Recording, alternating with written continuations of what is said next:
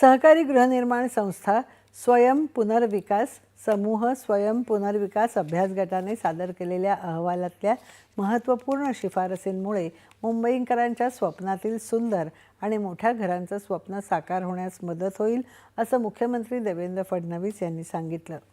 विधान परिषदेतले भाजपचे गटनेते प्रवीण दरेकर यांच्या अध्यक्षतेखालील अभ्यास गटाने आज एका बैठकीत हा अहवाल राज्य सरकारला सादर केला।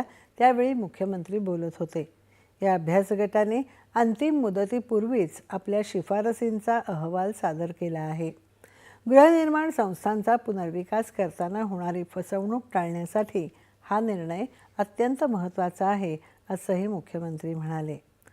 स्वयं पुनर्विकासात मुंबई जिल्हा बँकेने भाग भांडवल देत यशोगाथा निर्माण केली आहे असं उपमुख्यमंत्री एकनाथ शिंदे या बैठकीत म्हणाले।